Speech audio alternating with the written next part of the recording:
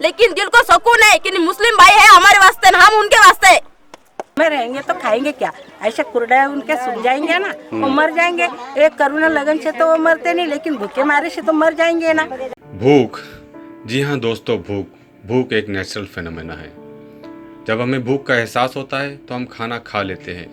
सारी दुनिया के इंसानों का ये एक मामूल है। इससे पता चला कि हमें अपनी भूख का एहसास होता है, लेकिन क्या आपने कभी दूसरे इंसान की भूख को महसूस किया है? क्या कभी आपने एक भूखे इंसान के दिल में झांक कर इसकी बेबसी को महसूस करने की कोशिश की है? इस एहसास से बढ़कर क्या आपने ये तजुर्बा कभी हासिल किया कि एक भूखे के लिए खाने का इंतज़ाम करना कोई आसान काम नहीं है? वो जब भी आपके अतराफ़ में एक नहीं हज़ारों लोग भूखे होते हैं और इन्हें खाना फराहम करना होता है, और वो भी पका पकाया खाना तैयार करके पहुंचाना होता है, तो ये सिर्फ सोचने से हाजिर नहीं हो जाता, बल्कि सबसे पहले आपको इससे मुतालिक तमाम सामान को मुहैया करना होता है जो खाने के लिए ज़रूरत होती है। अब आपको इस सामान को काट छाट कर पकाने के लिए तैयार करना पड़ता है। ये काम और भी मुश्किल नज़र आता है जब आप खुद रोज़ा हो या इस चिलचिलाती धूप में, इस जानलेवा गर्मी में आपको ये काम करने का जब आप इरादा करते हैं, और इस शिद्दत की गर्मी के बावजूद अगर आप में ये एहसास है कि आप इन भूखों तक खाना पहुंचाएंगे, तो इससे बढ़कर इंसान दोस्ती की कोई और मिसाल नहीं है।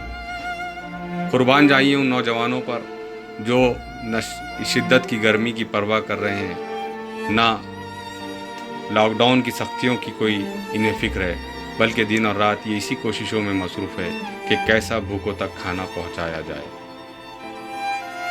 ये खुद भूखे रहते हैं, ये खुद अपनी मसरूफियात को दरकिनार करते हैं और सुबह और शाम भूखों तक खाना पहुंचाने के लिए कोशिश करते हैं। ऐसे ही हमने अल-फरहान मेडिकल ट्रस्ट के नौजवानों के साथ जटवाड़ा के करीब एक भूखे और मज़दूर पेशा लोगों की बस्ती का रुख किया। वहाँ हमने देखा कि लोग भूख से परेशान हाल है। जब अल-फरहान मेडिकल फाउंडेशन की गाड़ियाँ उस बस्ती में पहुँचती है तो आप खुद देख सकते हैं कि कैसे लोग जोक दर जोक दौड़ दौड़ कर उन गाड़ियों की तरफ दौड़े चले आते हैं।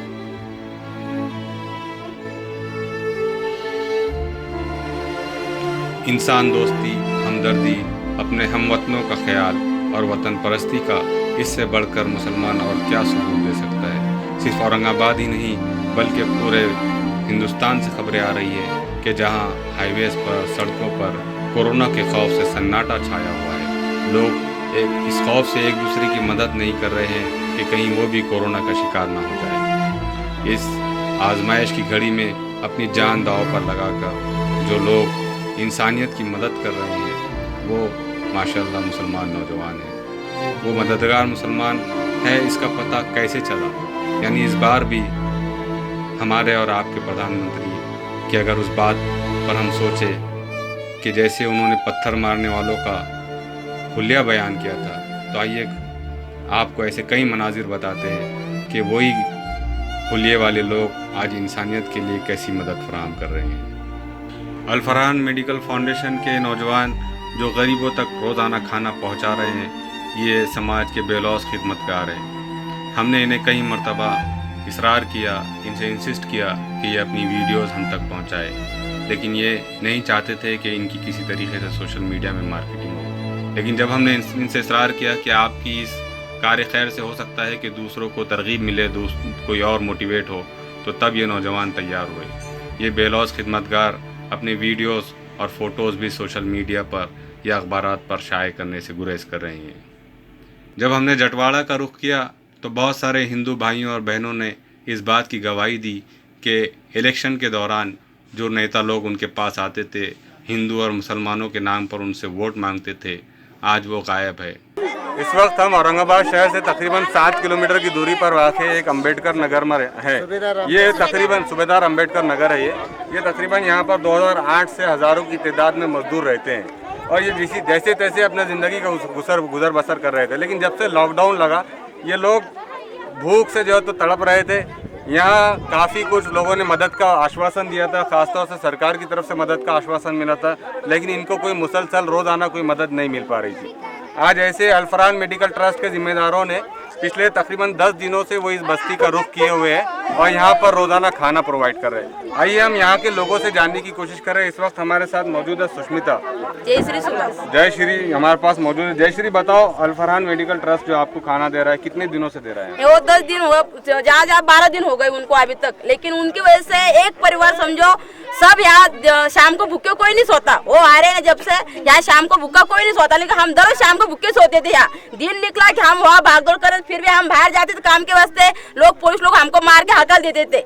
फिर हमने समझो किसी ने इनको बोला हमारी मदद करने के वास्ते ये आए, तो जब से समझो इन्होंने हमारी मदद करना जब से चालू करा तो ये समझो हमारा एक परिवार शाम को भूखा नहीं सोता। जयश्री, आप क्या करती हैं? मैं समझो मट्टी काम ही करती हूँ। समझो जयश्री, तुम बातचीत करती हो तो लगता है कि तुम अच्छी समझदार खातून हो, पढ़ी लिखी महिला हो। आप देखते होंगे कि इससे पहले जब कभी भी आपके पास नेता लोग आते होंगे हाँ। तो हिंदू और मुसलमान की बात करते थे। हो हिंदुओं को मुसलमानों के खिलाफ और मुसलमानों को हिंदुओं के खिलाफ भड़काने की बात। ये अभी भी वही चल रहा है। लेकिन अब जब आप देख रहे हैं कि आपकी बस्ती में एक मुसलमान ग्रुप, एक ट्रस्ट काम करने के लिए आ रहा है, तो कैसा महसूस हो रहा है कि मुसलमानों के ताल्लुक से जो छवि आपके जहन में थी क्या हुआ? मेरी छवि समझो पहले से उनकी तरफ से बहुत अच्छी। लोगों क्या करते, राजनीति खेलने वाले खुद राजनीति खेल जाते, अन्य दूसरों को, गरीब लोगों को पूरा समझो उन्होंने तो ऐसा कर दिया। राजनीति ऐसा करते हो कि थोड़ी देर के लिए क्यों नहीं होता, वो मुस्लिम के और हिंदू लोगों के बोलते हैं ना, झगड़े लगा देते हैं, खुद तमाशे देखते रहते जाते। अब कैसा लग रहा है? आज थोड़ी देर के लिए इन लोगों ने हमको सहारा दिया, थोड़ी देर के लिए क्यों नहीं होता,